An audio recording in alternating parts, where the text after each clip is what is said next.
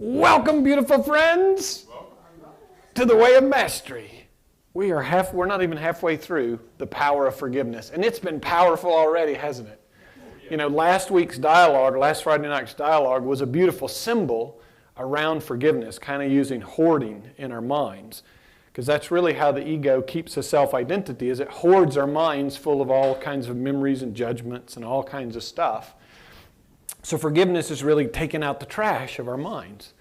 Anyway, we used a beautiful symbol around hoarding, but almost to a person, those who were here last week who came in told me on the sidewalk that they had had a major forgiveness release. Wow! So let's all just behold the power of forgiveness. Yes. So this true forgiveness that Jeshua taught when he walked the planet and that we're learning and talking about now doesn't start with, I'm a born sinner. It actually starts with we're innocent. And we made a choice to have this experience. And we're free to release all of our attachments to the experience, which have kept us tied to an egoic identity and therefore kept us asleep. And when our mind is open, in that hoarded mind that we have, when that's emptied out, the reality of love, the reality of God, the reality of whatever you want to call it, arises back into your consciousness. And you go, oh my gosh, there it was. It's been there the whole time. So I hope you're enjoying taking out the trash. Remember, forgiveness is fun. It's freedom. And it need not take long and it need not be painful. And remember, we can forgive in bulk. We can do Sam's Club forgiveness. So just a reminder real quick, when something comes up and you recognize, oh my gosh, I'm triggered by this, you can say, wow, what else have I got in my being that's like this? Someone told me tonight when they came in, they did this with all 9 of their past husbands. Now, that is bulk forgiveness extraordinaire. How about that? You know how long it would probably take to forgive each one, each incident, bada, bada, bada, bada. So anyway, behold the power of beautiful forgiveness. So we're going to do the second part of this lesson. I think it'll probably take us 4 deepenings to get through it. But we'll start with the Aramaic Lord's Prayer. So just relax. If you're going to do anything, just allow your breath, not to breathe, but just allow your breath, invite it to the very depth of your belly. Just invite it to fill you completely. And simply allow this prayer to move you. And rather than thinking you're hearing it from outside of you, he told us in lesson 1, and it's one of the most powerful things when you finally realize there is nothing outside of you, that it's a big illusion that we end at the edge of our skin. So just imagine, allow this prayer to be arising within you. And just let it move you as it's going to move you. Avun, the Boshmaya, Nita Kadash Shama, Tete Malkuta, Neve Sitinach, Akina, the Boshmaya, O Baraha, Haulan, Lachman, Sunkanan, Yamana, Boshwoklan, Halpin, Akina, Dapanan, Shwakin, Il Hayabin. Ula talan el mission, el passam membisha, but had lachim el kuta, uhaila, utish bakta, la alam, amin, amen.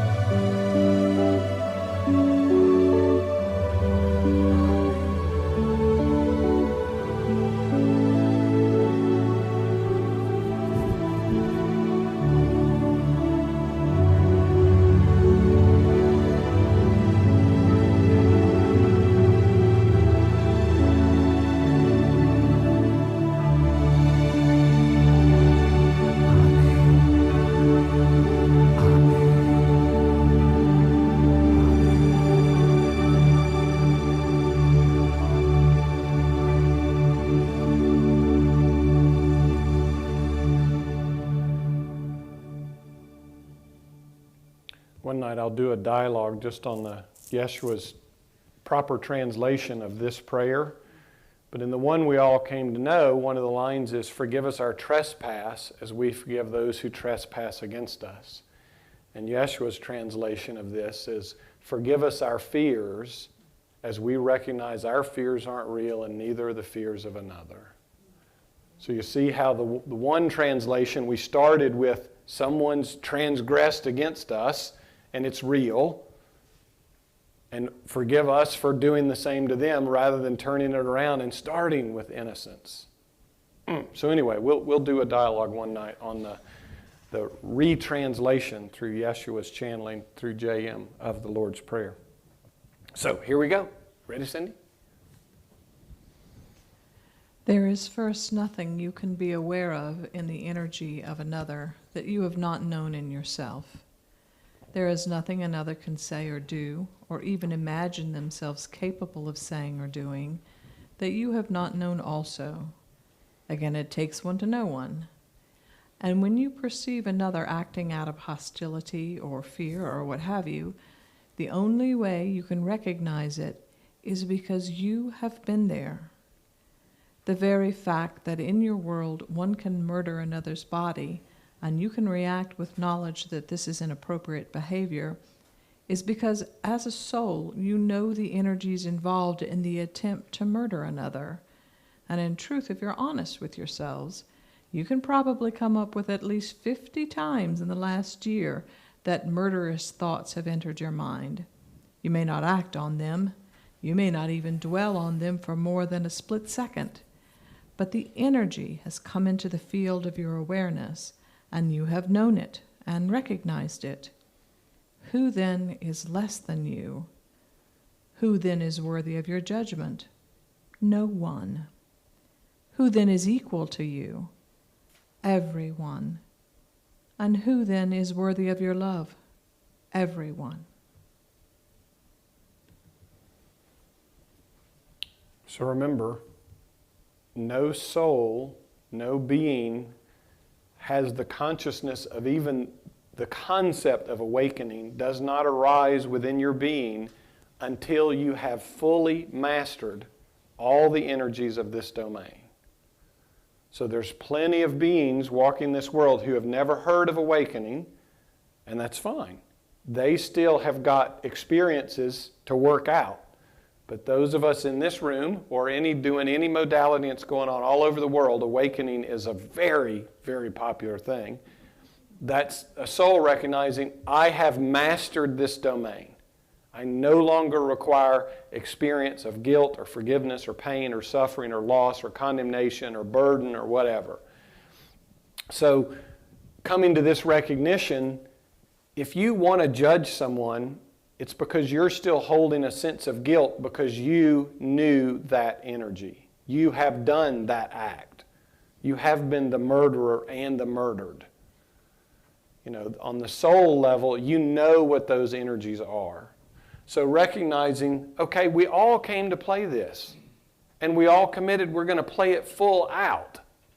So no matter how we dress our body, mind up as prim and proper, we've had every experience possible to have in this domain. And we're ready to kind of exit out on the awakened, very, very happy dream. So it takes one to know one. If you want to say, they're so bad, recognize just like me. Retract that judgment and turn it back around and say, just like me. And then you can just simply ask yourself, do I want to continue to condemn myself for having played with those energies? And played with them is all we did. If the answer is no, then you can certainly set that other being free, because they're not doing anything that's going to have any permanent effect. It may not look good on the worldly form level, but of course that's all part of the dream state that's running around. So it takes one to know one. If you spot it, you've got it. If you can label it, you've been it. So every one of those opportunities, when you're tempted to judge out there, that's your forgiveness opportunity to retract that judgment and go, do I want to condemn myself in that way anymore? No. Well, then I'm going to set myself free, and in setting myself free, you set the other being free. He'll talk about it later in this lesson. You become the savior of the world because you stop the cycle of judgment and condemnation. Another thing, the degree to which you are willing to see innocence in yourself is the degree to which you're willing to see it in someone else. If you want to see judgment or if you want to judge condemnation out there, all you're saying is, I'm not worthy of innocence. If you want absolute innocence for yourself, give it to everyone else, and you will have it.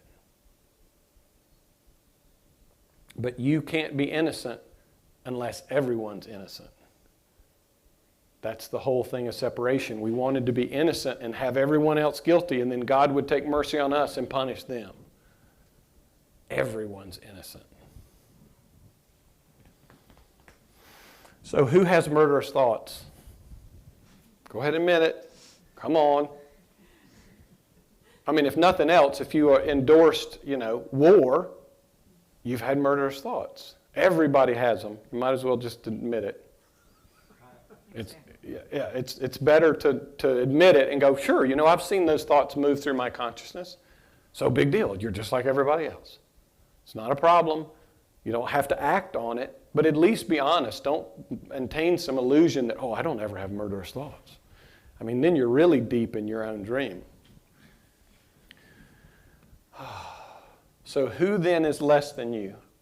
Haven't we walked around this world identifying half the people is less than us and the other half is better than us? And we kind of found ourselves unworthy and looked in envy to those that we thought were better, and we kind of puffed up and thought we were better than those who we identified as worse. There's the whole dream of separation, that whole consciousness that runs around in our mind, and we identify with it and we actually believe that there's any reality to it. So who then is worthy of your judgment? No one. No one. No one. He doesn't say almost everybody. He says no one. And who then is equal to you? Everyone. I mean, this is going to bring you very close to the edge of awakening if you're willing to accept full innocence and see it in absolutely everyone else. All the energy of egoic consciousness running around in your minds and thoughts will have nothing to do when it sees perfect innocence and perfect equality. Because if you look, that's the energy of your mind. It's always separating in some way. I like the red shoes better than the blue shoes. Or I like this ice cream better than that ice cream. It's all trying to separate. And it doesn't matter whether it's I like vanilla and not chocolate, or whether you're an asshole and you're an angel. All of that is just energy to separate your consciousness. It doesn't matter what it is. So don't think that just great judgments, are doing anything else. That's still separating. He's not talking about get rid of your negative judgments. He's saying get rid of judgment. Because what is one can't judge itself. It can't separate itself in order to judge. That's where the whole illusion arises within consciousness. So, and who is worthy of your love? Everyone. And have you ever considered actually giving it to everyone? When I was walking my path, Jeshua would have me go sit in the mall and just sit there and love every person that walked by. And what I saw was all the judgments which arose about how they were dressed or how they looked. And of course, that one looks like they have money, that one looks like they don't. All of that's just made up illusionary bunk.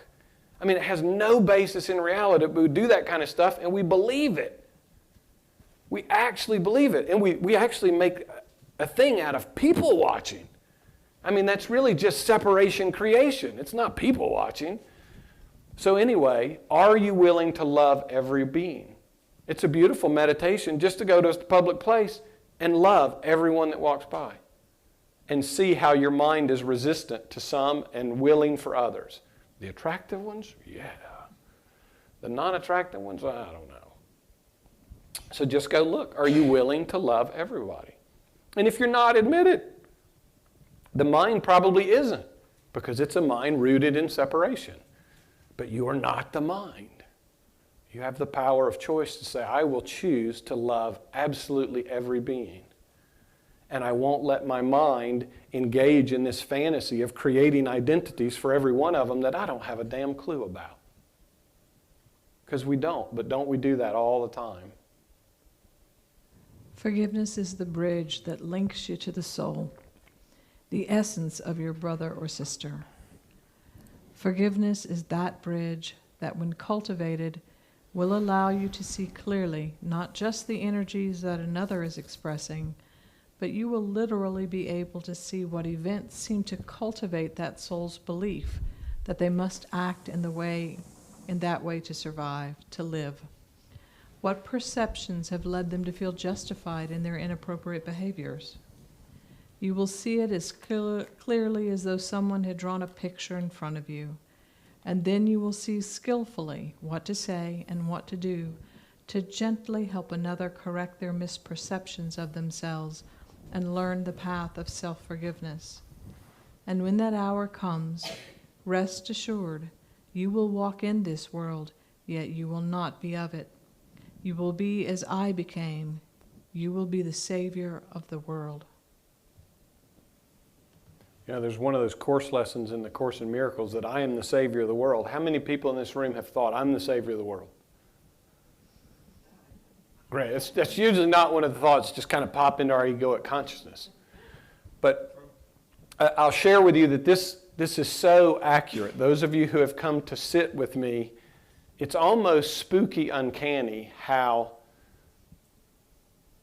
I just get wide open and I see, and I could never explain to you how that happens. Things are shown to me, and the words will come out to just so delicately turn someone's awareness to a place they didn't know it was. They didn't know there was contraction.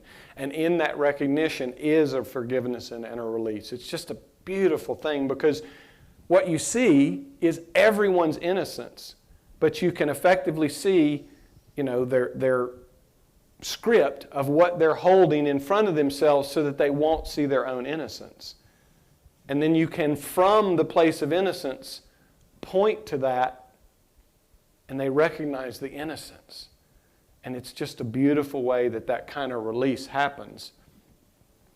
So forgiveness is the bridge, innocence to innocence, where we go back from this idea that we're separate to the recognition that we're one. And in that is their healing. In that is their forgiveness. In that is their joyful, joyful peace.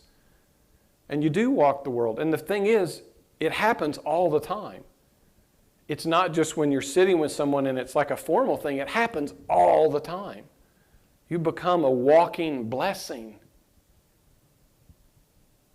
Because every soul, the truth behind the veil is that every thought is shared. There are no private thoughts. That's all part of the belief that we're actually separate. So behind the veil, they know, oh my God, they see me as the truth. They see me as I am. I am, nothing else, but I am. And it gives them an opportunity. He'll talk about it later in this lesson about the Roman soldier. It gives them an opportunity to see their own truth. And when they see it, feel it, hear it reflected, whether it's in this way or just energetically, a little awakening happens. A little recognition arises in the mind. So can you be that one who's willing to see innocence everywhere? Jeshua gave me this technique that, remember, behind the body mind is the divine mind that's one. So when I would see someone very vested in their story, I would just imagine a red nose on them. Great, they're playing out this script, but that has nothing to do with the truth of what they really are. And when you can hold that truth rather than engaging them on the level of illusion, you give them a great opportunity to heal, a great opportunity to drop their own self-misidentification.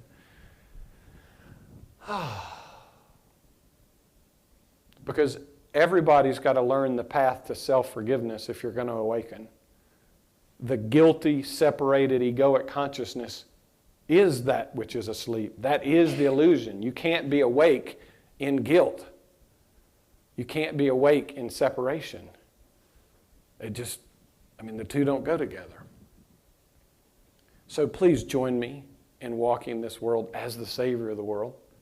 The more of us that we are, the quicker the world might be saved.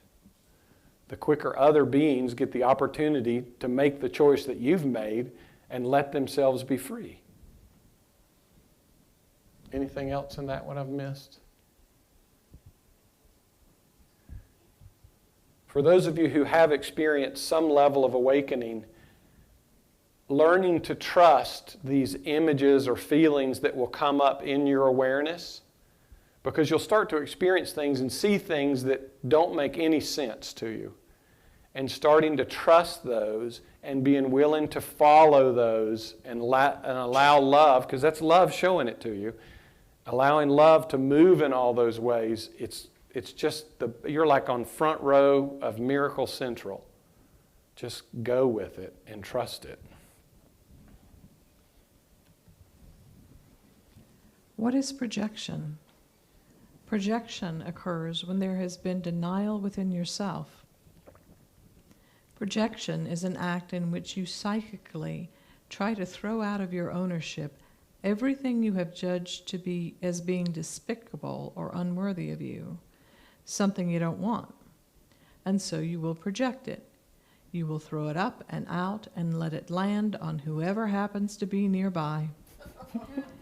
Projection is the effect of the denial of the first axiom we have given you.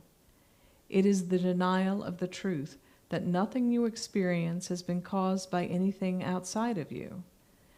Projection, then, is the attempt to insist that reality is other than the way God made it, that you are not powerful, that you are a victim of circumstances, that you're in a world that can actually do things to you and cause you to make decisions that you wouldn't have made otherwise.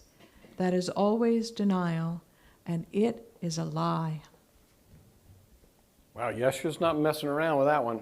How many of us have felt victimized by the world? Well, great, we mastered it. Woohoo! So we can let it go. Anyway, I'll talk a little bit about the first axiom. The first axiom is that you and you alone, created in the image of the Creator, are creating your experience, moment to moment to moment to moment. So if you're experiencing pain within, it can only be there because you have chosen that and you have created it. If you're experiencing joy, it can only be that you have chosen it and you are creating it. As part of the dream, we had to become unaware of our ability to create that, and we gave that ability to everything outside of us. And we gave it to the body too. We gave all our power away, because if we knew we had this power, we wouldn't suffer. We would simply choose joy. So we had to do this in order to sleep, in order to have this experience. So we gave our power away to everything. How many of you have said, those people make me so mad? Well, sure, those people are doing something, but you're choosing to be pissed off about it. You could absolutely choose to be in peace and free those beings to do whatever they're going to do and not judge, not lose your peace. We even have we have this society thing where it's like social etiquette. We're supposed to join each other in feeling bad and feeling guilty. Oh, someone passed away. Oh. So immediately we have to jump on. Here's the socially accepted thing to do. This is bad, so we're supposed to feel bad. And this happens. How many times? Just look at yourself. Someone says, oh, my dog died. Do you go, well, that's great? No, you probably go, oh, well, I'm so sorry about that. Just look at how we operate from these presumptions that things are bad. And that, so what we're saying is, you're a weak being. You obviously don't have a choice to be at peace about what's happening. So I'm going to join you in the illusion. It's ridiculous how we do this. And if you'll look at it, it's all over the place in your consciousness. So nothing happens. No feeling arises within you. No sickness arises within your body. No nothing that you haven't chosen. This goes against everything that we've learned in the dream. But of course, the truth of heaven, and when Jesus said heaven is spread over the face of the earth, but humanity sees it not, peace and joy and happiness and health. Everything else is right here. But we don't believe that that's the case. And we've given all that, our creative power, the creative power of the Son of God, we've given it all away. And we had to in order to sleep. But the goal here is to stop projecting your power out there and to bring the power of choice back in and operate from that consciously. Jesus said the purpose of this first year of the Way of Mastery is to learn to create consciously. So you might say, I see those people are doing something that would normally piss me off. Do I choose to be pissed off? Before I thought I had to, it happened so fast in my consciousness I didn't even recognize I was choosing it. Maybe I'll choose, can I choose peace in this situation? And when you recognize you can, oh my gosh, there's a little awakening for you right there. You recognize I have the power of choice, not situations and circumstances outside of me, not the behaviors of other beings, whether they're pinning you on a cross or not, or whether you're attempting to pin yourself on the cross, which we all do. Self-crucifixion is really our favorite trick. We do it really, really well. So anyway, projection is bringing that back within, not throwing it up and out, because there's so much guilt within your being that you're not aware of. You want to make it, you got to blame everybody else out there, because you want to go to God and go, it's not my fault, it's everybody else's fault. So punish them and I'm free. And that's just ridiculously. And God would go, what? I created you as a creator. You had to create all those experiences. You are that powerful. Nothing outside of you can affect you at all. And this runs so contrary to everything we've ever learned in the world, but it's critically important. That's why it was the first axiom. Because he's trying to reestablish our proper identity as the child of God. Do you think God blames? Who would God blame? Damn, something made me create a universe and I didn't want to do it. Shit. That's what we're doing, really, every time we're allowing something else to control us.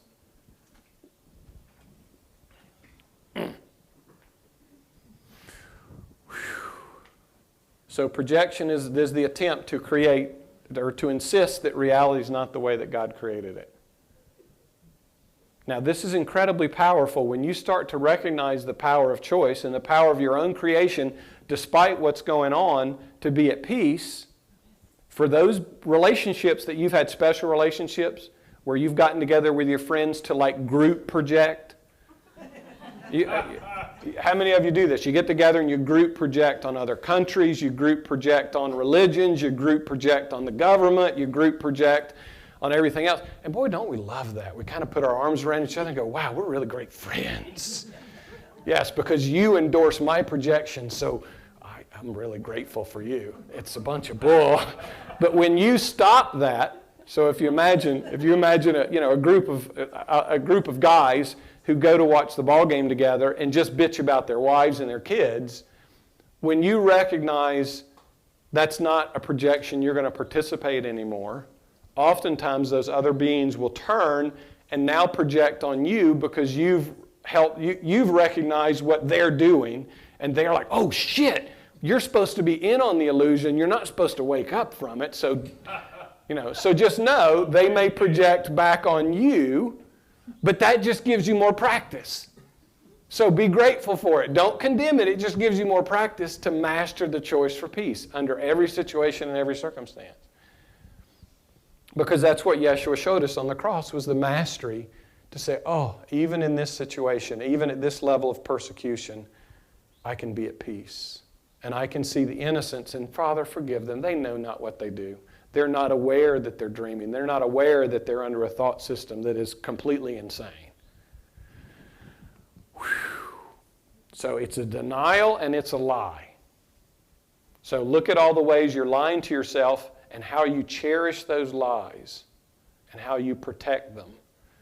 They're all part of an egoic story, an egoic identity. That's part of the trash that you need to take out with forgiveness.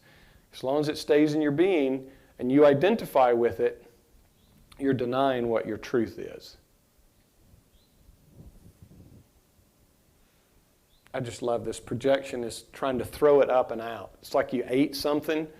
You ate a judgment. It's not good. You're like, ooh, I don't want to keep this. You can have it. And it's actually reversing that process. And it's going to turn the world completely upside down. Because the truth of awakening is the absolute opposite of the truth. The truth of love the truth of oneness is absolutely the opposite of separateness in every way. Every single way. Cindy, will you do just the first paragraph on this one? I will. Wait a minute. Just the second paragraph. Yes, thank you. Projection is the denial of the first axiom of truth, and you've mastered it well. When you project upon another, you will then believe that your anger, your hatred is justified. Rest assured, there are many in your legal system. In fact, the legal system means merely to take the act of projection, the need to judge, and to make it okay socially, so that you need not be concerned with this other as your brother or your sister who has been crying out for help. But rather, you become justified in punishment. And yet, punishment itself is only the insane attempt to convince the punisher that the darkness, the evil, whatever you want to call it, is not in them, it's out there. So, I want to make this point in this whole lesson of forgiveness. Jeshua does not judge and he does not condemn in any way. He's going, hey, denying the axiom of truth, denying our divinity was the whole point of this realm. It was the whole point of incarnating as this frail little body. It was the whole point. You mastered it. Woohoo! So give yourself the Cosmic Academy Award. I did it well. I played forgiveness. I played separation as well as any other being walking the planet. I was as great a judger. I was a machine gun judger. So he's not condemning you. He's not saying what you've done bad. He's really saying, without putting a nose on and going, you did it perfectly, but you don't need to continue. You don't have to do it anymore. So when you're tempted to get angry and you're tempted to judge, look at how you try and rationalize it and justify it. And if you're really doubtful about it, you'll want to go get somebody else to co-conspire with you on your justification. How many of you picked the phone up? You will not believe what just happened to me. Or did you see that on the news? So just recognize when you're doing that, you're just continuing to play the game. Group projection. Yeah, well, you can everybody on the planet is in on it. We're all collectively projecting. And then he goes on to talk about the legal system, which in the world we're taught, wow, this is justice. Well, he's telling us justice is everyone's innocent. And the truth of the matter is, if every being knew their perfect innocence, would there be any crime? Would there be the need to attack another if we truly knew my brother is my very self? Hell no. No, of course not. It would stop completely. But we create this system where we can say, we can all hide behind the judicial system and just tacitly recognize all this projection. So he's going to do this a couple ways in this pathway where he kind of says, okay, here's how you've dreamed it, and you dreamed the legal system to kind of hide behind judgment and make it okay, and then in the next paragraph he's going to say, what would it be like to be different?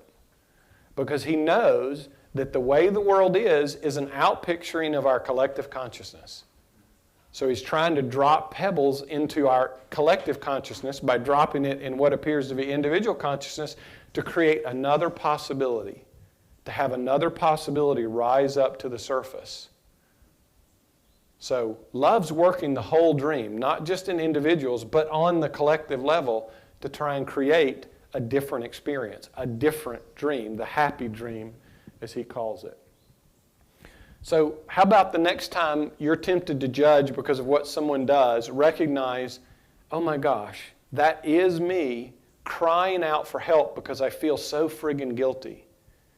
What if I was the one who chose to see innocence here? What if I was the one that would say, you know what? I'm not going to judge that. I know what that's like. I've wanted to kill someone before. I've wanted to steal. I've felt victimized. It's a choice. You may not have recognized it was an available choice, but it was always a possible one. Choose it. See how it goes. Try innocence on. You'll think it'll fit real good. You're going to like it.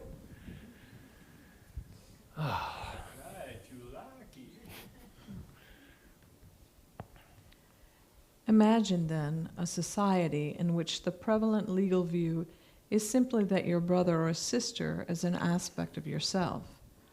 And if you would help yourself, you must help them, to meet each cry for help and healing with forgiveness, love, and support.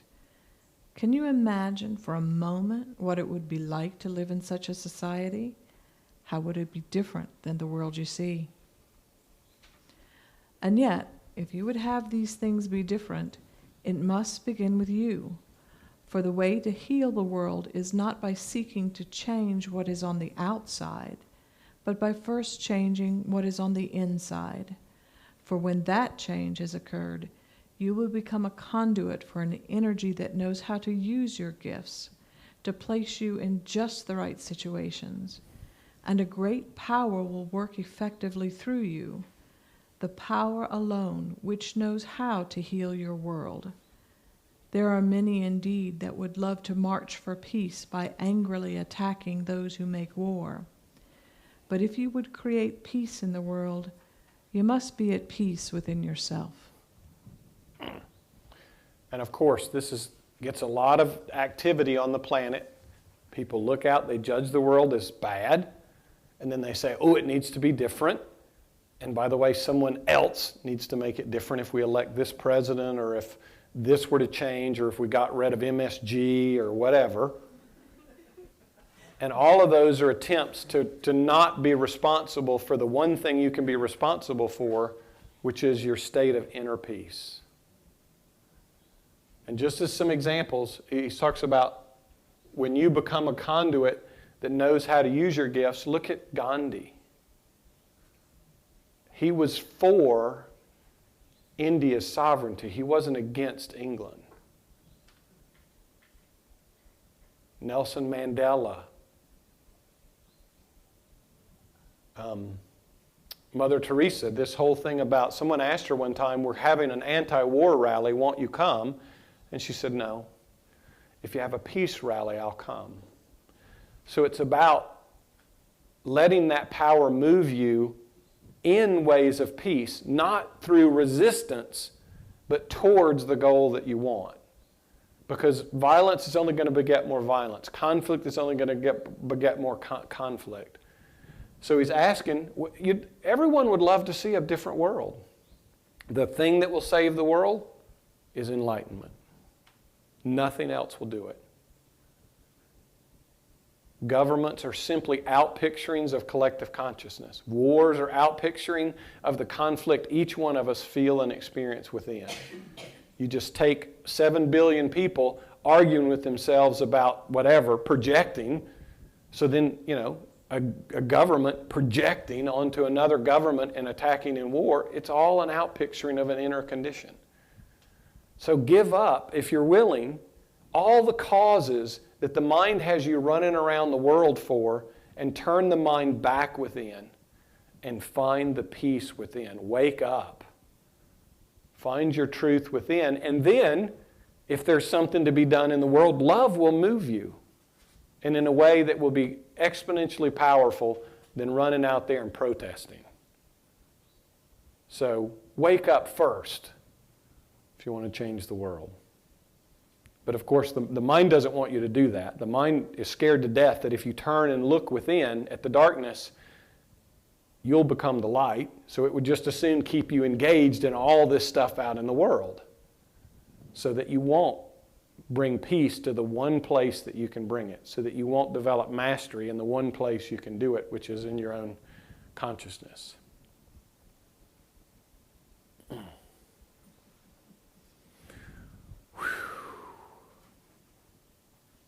Okay, we'll move on. So projection is an act of trying to get rid of what you don't want to own within. It is the effect of the denial of truth. Projection colors your brother or sister with the very energies that you would judge within yourself. How then to begin to break the pattern of projection? How then to allow the bridge of forgiveness to be built? It's actually quite simple, but it will require your commitment.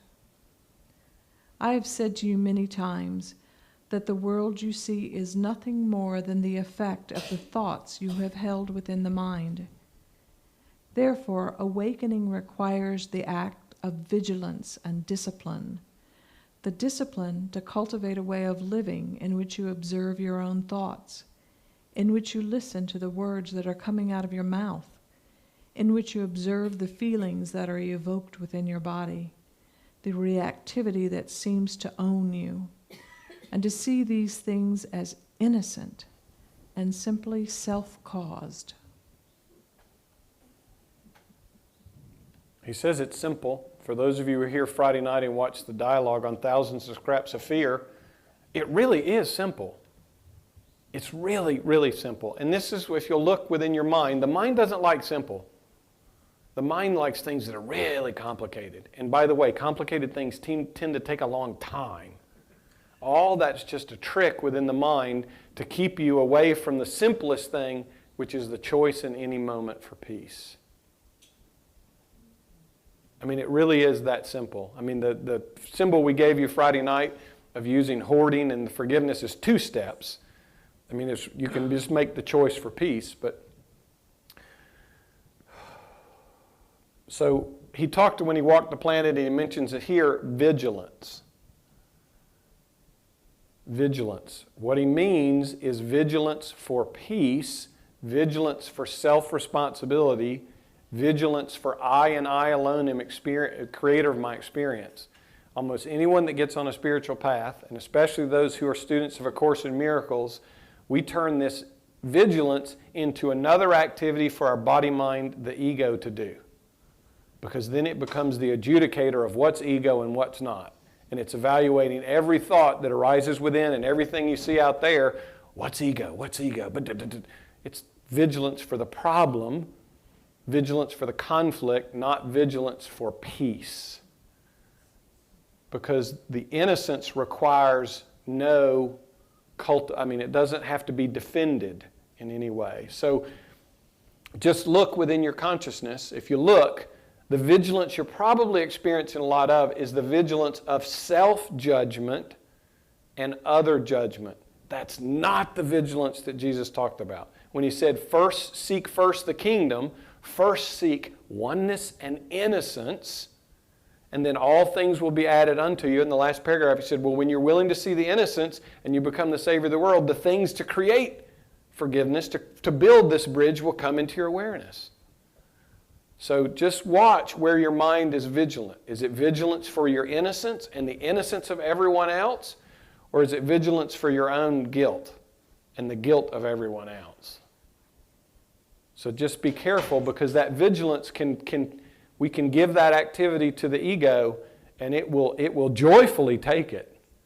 It will gladly stand in judgment of what's love and what's not, and what's illusion and what's reality. And if you've ever considered, we give that which isn't even real the ability in our mind to discern what is and what's not. It's ridiculous. I mean, I just love it so much in spiritual communities. Everybody's like, they're not awake. Who's awake and who's not awake? And it's really odd that unawakeness is that which is trying to determine what's awake and what's not. I mean, it's ridiculous. It's just another way to separate. It's like the ego's getting near the light, and it's like, ooh, that's not the light, that's not the light. So the discipline to cultivate a way of living in which you observe your own thoughts. 24/7, 365. I mean, absolute inner awareness. You observe the feelings that are evoked within your body. Whoa, what's that? Rather than reacting to it, what is that? Allow it to arise. Watch it with innocence. What is this? oh, this feels like something I probably would have responded with resistance and anger before. I wonder what would happen if I just let it be. And if you just let it go, it'll probably go and be gone in a couple minutes. It only sticks around when you grab it and hold it like it shouldn't be there.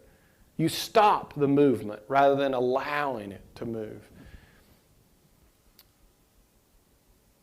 And you look on everything with innocence. Again, he has not mentioned judgment required on anything. Can you allow yourself to look on everything as innocent and knowing I created this in order to have the experience of separation? And I mastered it. How good did I do this? And let yourself off the hook. When you let yourself off the hook, you're really letting everyone else off the hook. So there's been no judgment except our own. None. God hasn't judged a bit. There's not even a concept in God of judgment. So when we let go of the judgment that we hold within, and all of that is just to perpetuate the separation, we recognize the innocence that was there all along, and you kind of wake up out of the whole thing. When next then something is reflected to you by the world that causes you to become angry, causes you to be in judgment, stop right where you are and look not with judgment of your judgment, but with innocence and honesty. Oh, I see that I am judging someone. That's an interesting cloud passing through the sky of my awareness. I wonder if I might be able to make another choice. Now the mind will tell you, but this person just broke into my house and stole my stereo. Of course I have a right to be in judgment. I have a right to feel angry. But I say unto you, anger is never justified. It doesn't mean you won't experience. But to stop fooling yourself into believing that there is some validity to it. What if that one who has just broken to your home and taken your stereo equipment or what have you, some other idol that you love, what if you understood that you had the power in that moment to remember that all events are neutral? They simply provide you with a chance to choose love.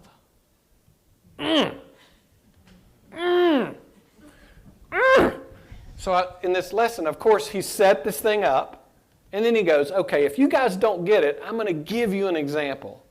I'm going to, for a moment, let you see through the eyes of Christ, through his eyes, and look on the whole thing with innocence. He didn't just say, hey, go forgive, and then run you out there to figure it out. He's saying, now how many of us would be in judgment if someone stole our stuff? I used to be really pissed off about that. And how many of us stole stuff because we feel justified because somebody stole our stuff 10 years ago?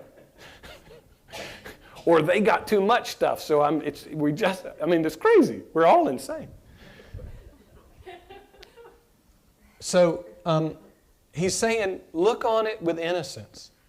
He talked about this in the first lesson about the infinite sky that you are and that all these events are just like clouds passing in your awareness. This is a common modality in spirituality to try and get you to recognize, oh my gosh, I've been identified as the clouds when I'm this infinite sky. You know, when that switch happens within your being and you kind of wake up, that's why we all laugh. You'll become the laughing Buddha, thinking, how in the world could I have identified myself with the clouds when I'm the sky? So anyway, and he's letting you off the hook. He's recognizing you're going to judge your own judgment. That's just like doubling down the guilt. No need to do that. Just look on it with innocence, because he's not saying, hey, the judgment you made is bad and you have sinned. There's none of that. He's saying, just look on it with innocence. Wow, look at that thought that went through my consciousness. And if you really want to have fun, and if you're in a relationship with someone where you can turn to that person and go, I have got to out the ego right here. Let me tell you this thought that just went through my consciousness. Oh my gosh, it's a lot of fun when you can out those thoughts with someone else and join in the laughter and innocence about it. It's very, very powerful, because that stuff only has power when it's hidden in your consciousness, when it's hidden in your own mind, and you think it's real. If you can throw it out there and someone can join you in laughing about it, you'll dissipate the energy of it very, very quickly. So it's kind of this thing about getting naked in front of someone else. Not physically. You're welcome to do that. That can be fun too. But it's about outing the mind and not letting the mind maintain this idea that it's separate and it has all these secrets. So the process of awakening, you want peace? Rather than using all these situations to judge and continue to dream, be grateful for them, because those are the actual situations and circumstances that are giving you the chance to wake up, to choose peace instead. All you're doing is reversing your mastery. Everybody says it's really hard. It's not. You've already mastered machine gun, as I said earlier, judgment. You can just as easily do machine gun innocence. It's just a matter of what's your purpose. Is it separation or oneness? Is it guilt or love? Is it fear and separation or oneness and peace? So know, by the virtue of how well you did separation and judgment, you already have the capacity to do it perfectly. Just turn that towards innocence. Turn that towards love. And then you'll recognize, oh my gosh, because what happens in our body mind is we try and get away from everyone that pushes our buttons. We don't want to be around them. He's saying those people are showing you all the choices where before you've chosen judgment, now you can choose innocence. And that he says in the Course in Miracles, those beings are actually your saviors. Because they're showing you where you're not awake within. So welcome the practice. Don't be pissed off about it. It's only the ego that's going to be pissed off, by the way. The spirit is joyful to master forgiveness. Whew. He talks about all events are neutral. I've done a dialogue about this. This is a hard one. This is a concept that's difficult for the mind to accept. Because we've thought everything was serious. And if you'll look, your mind is incessantly attaching value and judgments to everything. Jeshua is saying all events are neutral. The bombings in Boston, neutral. Him getting pinned on the cross, neutral. You're winning the lottery, neutral. The events and the circumstances in and of themselves have no meaning. You give them all the meaning they have. And the meaning that you give it, by the way, doesn't make it truth. Because, you could watch a presidential debate and half the people in the room are pissed off and half are really excited. Is there truth in either one of those? No. Each and every being created in the likeness of the Creator, free and sovereign to create whatever experience they want to have, whatever perceptions they want to have. So if you're free to create whatever perceptions you want to have, why not create perceptions of joy about everything? Why not create perceptions of innocence about everyone? And you'll first start with little things. I would just, instead of painting the world with a innocence toothbrush, like one of those little fine tip things, I'm talking major commercial like roller. I mean, just do it in bulk while you're at it. Rather than trying to find innocence like we like to say children are so innocent. Well, then just imagine everyone's a child. Everyone's the child of God and see everyone is innocent. The broader stroke you give this, the faster your forgiveness work will go. So look at all the ways in which you're reacting to situations because you clearly don't perceive it as neutral. If you can remember, wow, this event is neutral, but I've not perceived it that way. If it is really neutral, what meaning would I like to give to it? And you'll probably arrive most of the time, it's like, I don't need to give any meaning to it. Why give it any meaning? Because you give up the whole game of good and bad, right and wrong. And you transcend even that. But if it helps while you're walking your path to take bad events and turn them into something good, then do that. That's way better than all bad ones. I mean, it's great to go from negative to positive, but in awakening, enlightenment is going to take you past the concepts of separation. What if you literally chose the insane way, according to the world, of looking upon that one who has just done that act as a brother or sister who is crying out for help and healing, who does not know how to live in this world without being of the world, who does not know the way of self-forgiveness, that does not know the truth of the light that lives within them, that does not recognize their great power to create whatever they want in a way that is not hurtful to anyone, to look upon them with compassion rather than reactivity.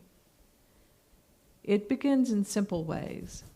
And to set the stage, I want you to very much remember that time has been given you that you might use it constructively. That means when you awaken in the morning, realize that you are in school. You don't have to drive anywhere. You're already there. And that the universe is literally helping to assist you into having experiences that will bring things up for you so that you can choose to look at them differently, thereby discovering the great power within you, the freedom within you, to choose what you want to perceive, to elicit only what you want to feel. So again, that even if nails are being driven through your hands, you finally are liberated in the power to choose love, and therefore to overcome this world. Who wants that kind of power? It's within you now. Do you each not have the ability to choose? Can any situation or circumstance ever remove from you your ability to choose? Ever. Even if you're a quadriplegic or your civil liberties or you're in prison, do you still have a choice about how you're going to choose to experience that? He said in the Course in Miracles in the introduction, nothing real can be threatened, nothing unreal exists. Your power to choose is real because it was given to you by God, and it can never, under any situation or circumstance, be removed. We all created this experience by abdicating that power, by giving it to people and situations and circumstances, because that's how we had to experience ourselves as other than what we are, which is conscious creators. So it's going to seem insane. I mean, you seem insane when the whole world is insane and they think they're sane. I mean, you see what I mean? This is why Jesus' sanity of love threatened the world too much, and they crucified him for it. And everybody, if they haven't come to some level of conscious awareness or awakening, they're simply playing out stuff unconsciously. They don't even recognize they're doing it. I mean, if you look within your own being, when you start to consciously become aware, oh my gosh, I'm doing all this judging unconsciously. I'm doing it as though I'm asleep. I'm not aware of what's going on. Can they help it? No. Can you be one that will look upon it with innocence and turn to the silence within and say, what can I do to help this brother? Can I be the one that sees innocence there rather than jumping on the bandwagon of judgment? Time has been given to us that we might use it constructively. The truth of our eternal nature is that we are conscious creators, because God, of course, is a conscious creator and created the Son in His image, the offspring in His image. So we had to create time to create the illusion. So once we've finished playing the game, the proper use of time is using everything to wake up. He calls it the universal curriculum in A Course in Miracles. The universal curriculum is each and every being waking up. Every one of us waking back up. So when you get up in the morning, you're already in school. Your daily life provides you plenty of opportunities to be pissed off, to create judgments. And if you're not getting enough opportunities, just turn on the news. If that doesn't give you enough, just watch some of these reality TV shows. I mean, I just think it's such a thing that we're in this illusionary dream state, and we put TV shows on that seem like even crazier dreams, and we say, that's reality.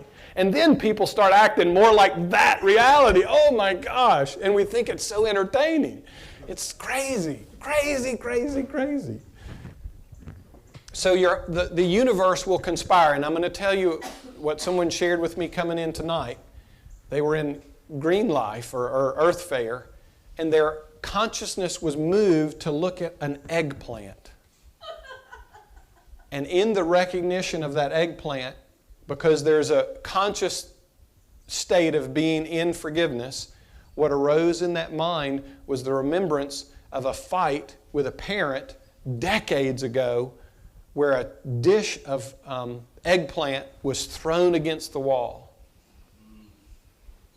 So I only mention this so you recognize the incredible subtlety of how the entire universe will now conspire to give you everything to bring those things up. And when you've consciously said, I want to wake up, bring up whatever's got to come up so that I can release it. In the grocery store,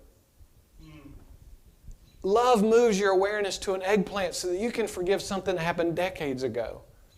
What's the likelihood that that's going to happen in just random everyday life if you're not in a state of forgiveness? It's not.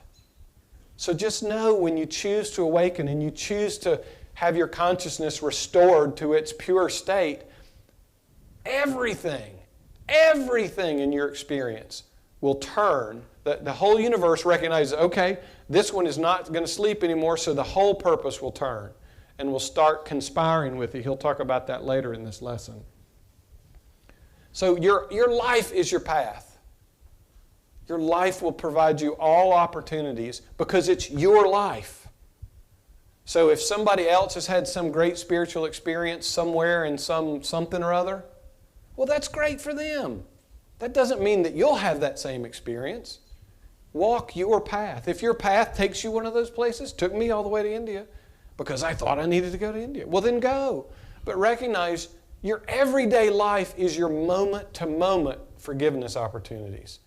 Moment to moment. And if you're not conscious and aware and you're missing all the chances to forgive all throughout the day and you reserve it to a 20-minute meditation, you've given up so many opportunities. Make your life a moment-to-moment, walking, breathing, forgiveness meditation. All you're doing is restoring your consciousness to innocence, and in your restoration do you help to restore the whole. Why not? And at first, when you start doing this, it'll feel very exhausting. It will feel really taxing to be paying attention all the time to what's going on within, because we're so conditioned to pay attention to everything out here. But you've got the capacity to do that. And love will exponentially increase that awareness. For those of you who watch the dialogue, that glass table of your awareness gets bigger and bigger and bigger and bigger. And eventually when you wake up, all of a sudden that glass table will be all of creation. And you'll become aware of things that you don't know how is happening. You'll just marvel at it. Having said this, understand then that each of your days is a blessing and a gift if you use it from the full commitment to awakening. Your day is chock full of 1,000,000 opportunities to discover a deeper truth. Therefore, never feel that the purpose of your life must be something other than what you're involved in. For remember what we spoke of earlier. You are literally creating everything you choose, and nothing is forced upon you. And now we're going to take that thought just a little deeper for a moment, because it literally means that if you have decided you want to awaken, it means you have already called to yourself every experience that can truly best serve your awakening. And the friends and the family, the people you have relationships with, those who likewise can best gain from the experiences elicited through your relationships. It means that right here and right now, you're already demonstrating the power that you're seeking, the power to truly choose to awaken and to command the whole of creation to serve you in that awakening. Wow. That's pretty powerful, isn't it? I mean, have you ever considered consciously allowing the thought to drop into your mind that as the holy child of God, you command all of creation and every other being in creation to support your awakening. Look around the planet. Do you see how well we're supporting everyone in the dream? Do you see how eager we are to fulfill those desires? Consciously. And what if every time you interacted with someone in your mind, you're asking them to help you forgive? I mean, these are powerful, powerful things. So how many of us, starting on a spiritual path, have looked at our life and said, well, those people are way too unspiritual. I have to get out of these relationships and go get in one where there's some spiritual people. Yeah, I mean, it's common. It's common because the ego knows, oh my gosh, all these people are the ones that are pushing my buttons, and I want to run away from them. And he's saying everything in your life is what it is. It's perfect for that. And I can tell you in my own experience, in my own awakening in a family context, I mean, it will completely change the whole ball game. Everybody's relationship changes. Everybody's situation and circumstance is different. And they may not have felt that way early on, but certainly Cindy would share with you that it's been a blessing to her. But it'll help every relationship that you're in if you will allow it. So how many of you have always struggled with a question, what's the purpose of my life? What am I supposed to be doing? What does God want me to do? Please, God, tell me what you want me to do. You ready? Wake up! Wake up! That's all you got to do is wake up! That's it. Wake up! You want peace? Wake up! You want freedom? Wake up! You want love? Wake up! You want to know your eternal nature? Wake up! That's it! So what if that was your primary thing that you were doing in your life? That's not to say you don't work. It's not to say you don't have other relationships. But what if that was your purpose? To simply restore in your consciousness your absolutely innocent and limitless awareness, your perfect oneness with the Creator and every aspect of creation. Why not? And I'm not saying make this a burden. Remember, he said very early, this is not so serious, keep it light. Don't make forgiveness and waking up a burden. It's only the ego that would try and run you through the thorn bushes on your way to heaven. It doesn't need to be painful and it doesn't need to take long. So how much of your energy that's been going into surviving can be turned to awakening? And even if it's just a little bit, we'll give it a little bit. If you're willing to go all in, how the universe can respond to support you in ever greater ways. Ever greater ways. So just like the gal at the grocery store, what can I use this moment for? What can I use this moment to build this bridge of forgiveness? And why not? Because you're going to be doing something anyway. Why not be doing peace? That's the proper use of time. But you're welcome to take as long as you want. Therefore, when you awaken in each of your mornings, look around. Who's that person sleeping next to you? They are your perfect companion. They are a messenger of God. And just behind all of that, you see, because your mind is resting right next to the mind of God, when you first said it as a soul, I want to awaken, I want to go home, the Father answered your prayer and began to send the thought through your spirit and through your soul to your conscious mind, I know how to direct you home. Give up this career and start that one. Move from this location to that location. And you began to feel all manner of impulses. You began to read different books. You began to do different things. You met someone and fell in love. All by accident? Hardly. So for those of you who have a different person beside you each morning when you wake up, you're just calling many messengers of God to you. So more power to you.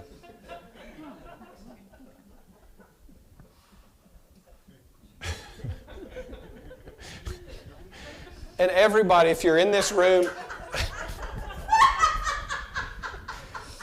I don't know, 2 of you in this room? So, if you're in this room, please don't let the mind deceive you that you haven't chosen to awaken.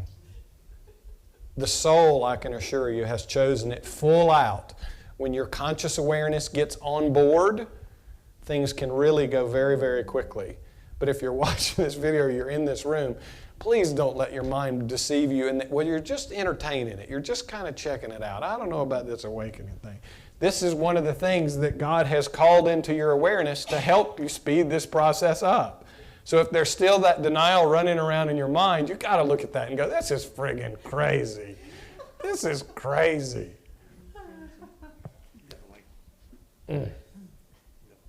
So the Father answered your prayer and began to send thoughts through your spirit, through your soul, and into your conscious mind. Because we're so identified with thought, love will start to communicate to us in thought. Discernment gets to be a little kind of tricky there sometimes, but love's going to try and get a hold of you in any way that it can. And it knows the perfect way. The body-mind wants to know, I want to wake up now, how do I do it? And when is it going to happen? And where do I need to go? And just be present moment to moment. All the things that you're going to need are come. How did you end up in this room? You probably don't know.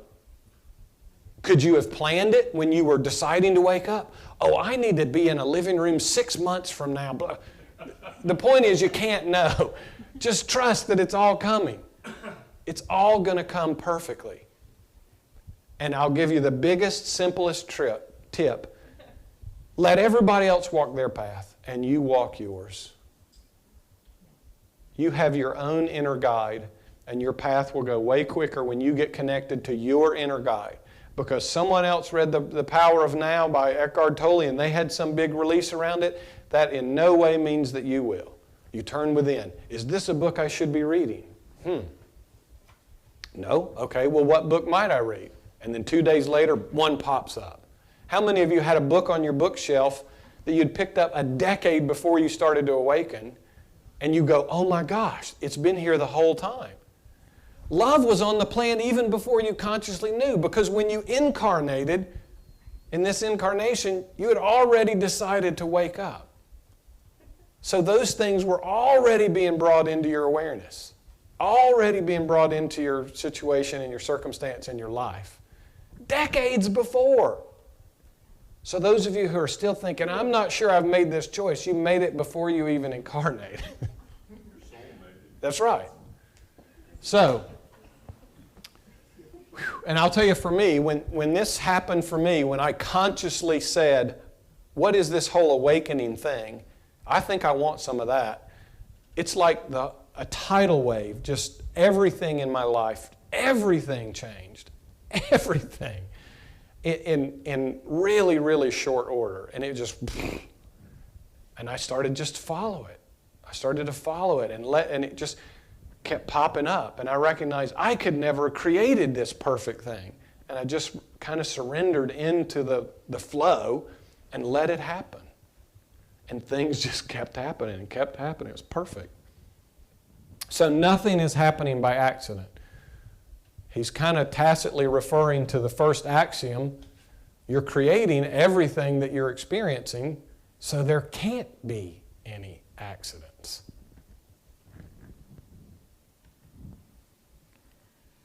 So the very thought that you would claim as your own, from which you have created the world of your own personal experience, is also literally the result of your prayer to awaken. And the Father is creating, assisting you to create, just those experiences as stepping stones that carry you from where you are to where God is. The result is that your ordinary daily life is the most perfect ashram you could ever be within. It is the holy city to which it is wise to make pilgrimage every day, which means to bring awareness and commitment to exactly what you are experiencing, to be thankful for it, to embrace it, to be vigilant, to be mindful. Having given that then as background and foundation, remember that you do not experience anything that is called an ordinary moment. In each and every moment, extraordinary things are occurring.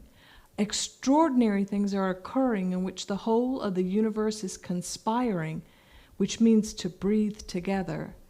The universe is conspiring with you to awaken you, to heal you. Trust it, love it, that these things are true, and I assure you that they are. It means that your life, the very life you are living, is equal in power and majesty and effectiveness as any life that has ever been lived. It means that your very life is equal to the one that I lived, for it is bringing you home, as my life was my pathway home to God. Wow. I mean, so he's saying, don't think your life is chopped liver. And how many of us have thought that and looked at all these people on People magazine at their lives and goes, wow, they were having a really exciting life. They got all this money, blah, blah, blah, blah, blah. Your life, equal in power and majesty. Can you honor your life? Are you willing to accept that out of infinite possibility, you chose the body you think you're in, you chose the time frame in which to incarnate, you chose the people, you chose everything out of infinite possibility because it represented to you the perfect situation, circumstance, and environment in which to awaken.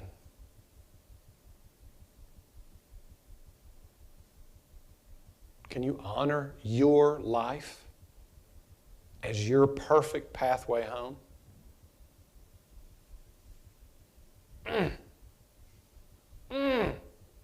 I mean, how many of you can wake up in the morning and go, my life is equal in power and majesty to the greatest beings that I have ever thought walked this world. And that also means it's equal to the most reviled beings that ever walked this world, or to the most abandoned beings that have ever walked this world. And theirs is just as powerful and majestic.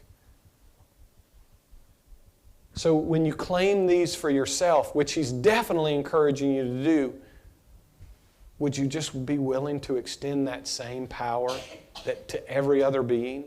And that every other being chose the body, the situation, the circumstance that they're in because it represented to them their best pathway home? I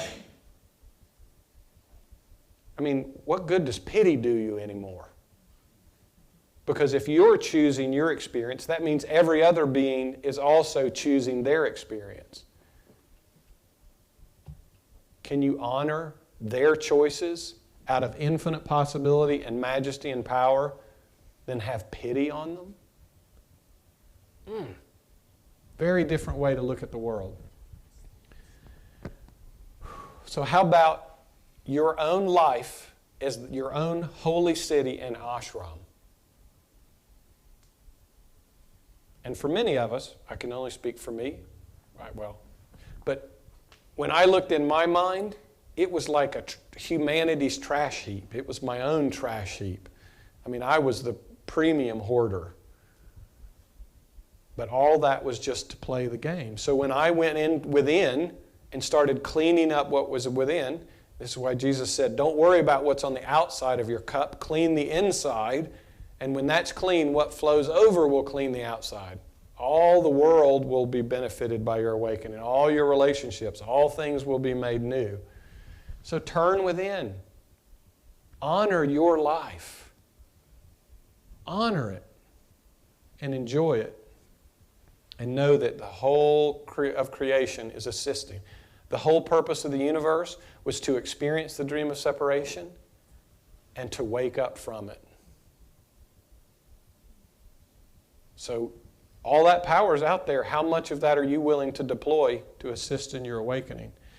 I want to make one comment here about bring awareness and commitment to exactly what you're experiencing. Be thankful for it, embrace it, be vigilant, and be mindful. Don't judge it, don't resist it, don't avoid it. He's really saying be open. Because if you've got a glass window and you throw a ball at it, you're going to break the glass. If there's no pane of glass there, if there's no resistance, the ball flies right through and it's gone. You'll be amazed at how quickly pain comes up and goes out. I mean, if an eggplant can lead to the forgiveness of 9 ex-husbands while standing in the grocery store, recognize the power of forgiveness and how quickly release can happen when you're willing to allow it to release, because you no longer need to hold it to create a separate identity. Whew. So if every stone is your stepping stone, I want to mention one thing. It's really a trick of the mind that you step on a stone one day and you have this transcendent spiritual experience. Like some mystical, wow, just, oh. And of course that experience comes and it goes. And the next day you're stepping on the next stone, but you so value that stone that you turn around and you pick it up. And you want to lug that stone around, and you take that stone and you compare it to every stone that you step upon, and you go, well, shit, this stone I'm on now sucks. It's not like that stone, like that experience I had 20 years ago. So the mind tries to trap you in some mystical experience, and I'm telling you, they're going to come and they're going to go. There's another state that never comes and goes. That's the state you want to find. So don't drag past experiences with you, whether they're good or bad. If you step on one and you have this great transcendent thing, enjoy it, embrace it, be thankful for it. But when it's over, let it go. If you look in your backpack, you'll see you're lugging around a bunch of stones that you stepped on a long time ago. They're not doing anything but slowing you down from your next step. When I finally got connected with Jeshua, he said, you have one responsibility. That is to pick your foot up and put it down. Keep walking. It's my responsibility, it's the Holy Spirit's responsibility to keep putting the stones under them. And you can't outrun the Holy Spirit. No. If you want to start running instead of walking and you want to sprint, the Holy Spirit can just as quickly lay them down in front of you. But you have to be willing to let go of trying to control the future and know that my Father's creating the perfect pathway home, and my life is one of magnificence, and I'm going to live it. I'm going to be present in every moment and be mindful. And I'm going to open up and let this experience, let the universe wake me up. I'm going to stop resisting. But I want to mention one last thing about mindfulness. There's great mind, for those of you who meditate, there's usually an acute awareness about what's going on in your mind when you're meditating. And for those of you who have struggled with thoughts that are going on in your mind, you're just so ready to stop meditating because you don't want to watch anymore. Mindfulness becomes the state of enlightenment. Nothing passes through your awareness that you're not consciously aware of. So, here we go. It's kind of late, honey. How many do we have left? The next one, actually, we just have the bottom 2 paragraphs. The first paragraph's a repeat, and after that, there's 2 more. Okay, well, we'll go on quick speed. Okay. And so to build on what we shared earlier, the third axiom or principle could be encapsulated in this way. I do not live any ordinary moments. With each breath, my experiences are the stepping stones laid before me of God to guide me home. Therefore, I will bring awareness to each moment and allow it to teach me how to forgive, how to embrace, how to love, and therefore, how to live fully. So how many of us come home at the end of the day and somebody says, how was your day? What went on? Oh, nothing. That just we kind of live the same old pattern. He's saying we don't live any ordinary moments. They're all extraordinary. Have you considered just for a moment, what does it take for the universe to create a day for you? It will completely blow the mind you think with when you start to recognize how much there is to experience in each moment. And you'll become so present and you'll become so overwhelmed with all that is to experience in the moment that you won't want to not be there. You won't want to not be present in those moments. So the first axiom was you're creating your experience, everything about it. The second axiom was I need do nothing. And the third axiom is I do not live any ordinary moments. So the next time you're bored, contemplate where you are. How did you arrive there? How was anything that you're experiencing created? Turn the mind back upon itself to look at the experience that you're having. In your ordinary moments 1,000 times each day, you'll be confronted by opportunities to be disturbed. Ha ha, laugh. And in that very same moment, you are being given the blessing of the opportunity to choose peace, to remember to cultivate a perception of your brother or sister that is a perception birthed out of the Christ mind, not the egoic mind. Forgiveness then can be practiced diligently, and you don't need to look too far. You will not need to make a pilgrimage to some far city. You do not need to go sit in a cave in the mountains somewhere to discover the way to God. It is all around you, because you can only be where you have decreed to be. And you have decreed to be there because you, as a soul, truly want nothing more than to awaken. And your life just as it is unfolding moment to moment, is meant for you. If this is true, and I assure you that it is, the way to God can only be found in your willingness to embrace and live fully the very life that is within you, that unfolds through you with each moment. To live without fear, to go forward, to indeed trust, to embrace the very power and the majesty that is the seed, the soul, the ground from which your life's experience is unfolding. It is precious. It is extraordinary. It is blessed. And it is given you of God. Would you not embrace the blessing of your life and sanctify it to keep it holy? And to indeed draw the line and recognize that your life is worthy of your respect. It doesn't matter what anyone else thinks. It matters what you think. Wow. You know, he doesn't say anything here about the world's an illusion. He doesn't say anything about you're not a body. A lot of the stuff that comes up in spirituality that we use to create a defense to deny the world or deny that we're having the experience, he's saying live your life fully without fear. Embrace your life. How many of us have been scared to death to do just that? Of course.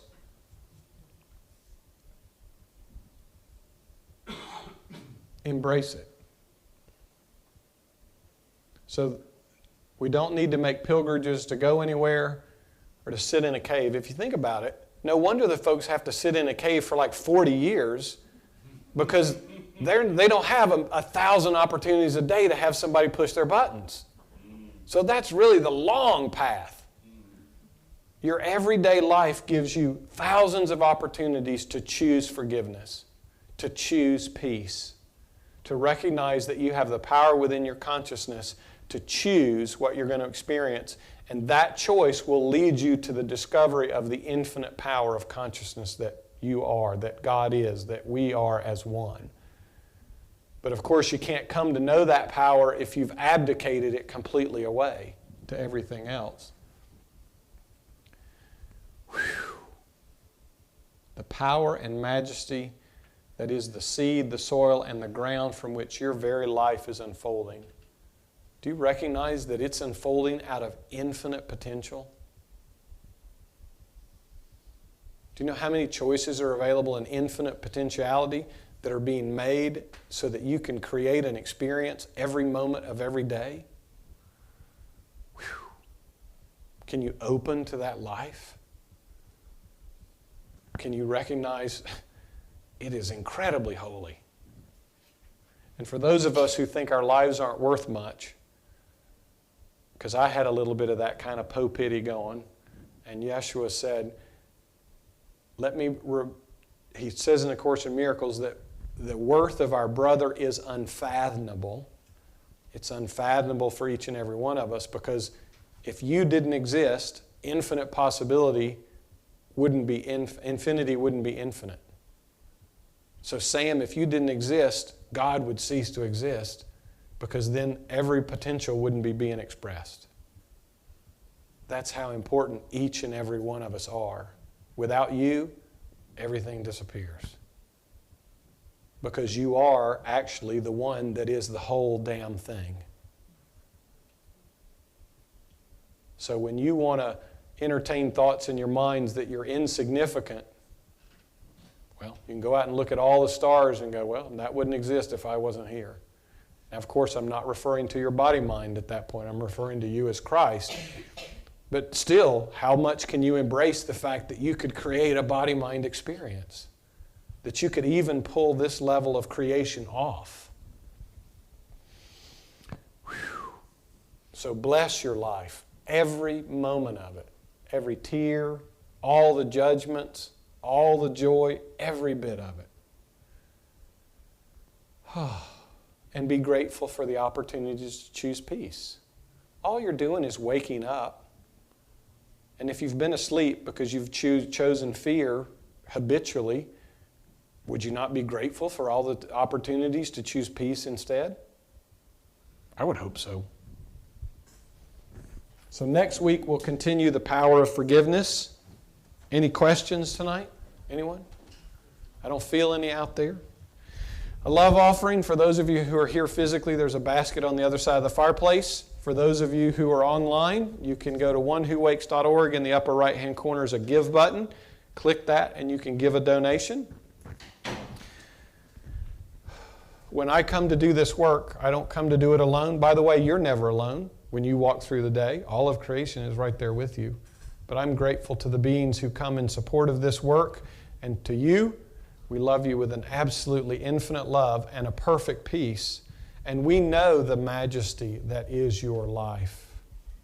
We know the holiness and the sanctity that is your life.